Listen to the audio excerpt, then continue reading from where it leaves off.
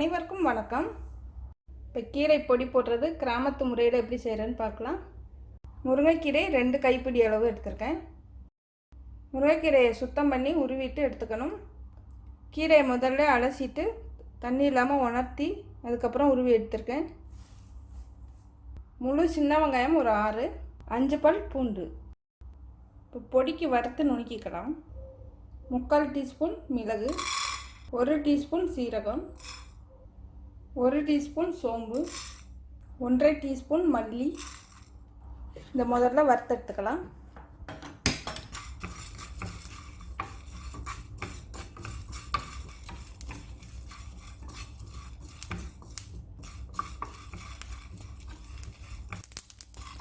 எடுத்துடலாம்.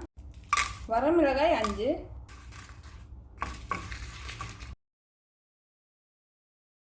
எடுத்துடலாம். 1 டீஸ்பூன் அரிசி, எந்த அரிசி வேணாலும் எடுத்துக்கலாம்.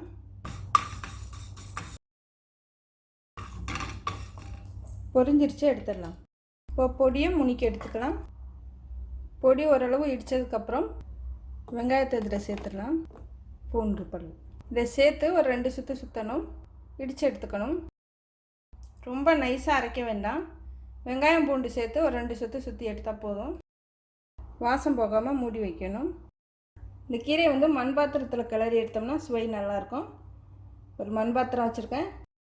ஒரு 1/4 டம்ளர் அளவு தண்ணி. ரொம்ப அதிகமாக சேர்க்க வேண்டாம். கீரைக்கு தகுந்த மாதிரி உப்பு கரைகிறதுக்காக தான் அந்த தண்ணி சேர்க்கணும். இப்போ உப்பு கரைஞ்சிருச்சு, கீரையை சேர்த்துடலாம்.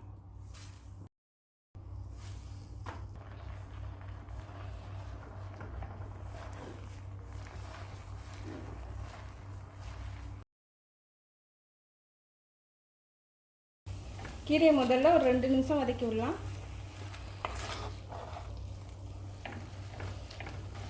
ஒரு அரை தரம் வேகட்டும். பொடி சேர்த்துக்கலாம்.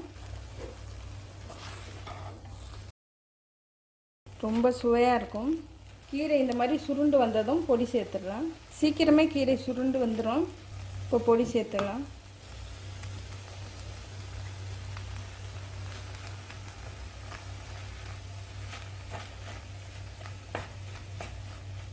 கரண்டியை திருப்பிட்டு கரண்டி காம்பால் கிளறணும். இப்போ உதிரி உதிரியாக சீக்கிரம் கிளறலாம். கிளறதுக்கு ஈஸியாக இருக்கும். உதிரி உதிரியாக வரும்.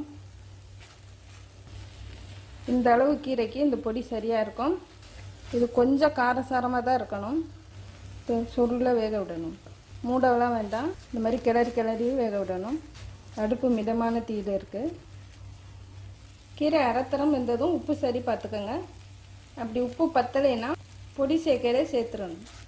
இல்லைன்னா அங்கங்கே தங்கிக்கும். பொடி சேர்த்துட்டு ஒரு 3 நிமிஷத்துக்கு மேலே கிளறணும்.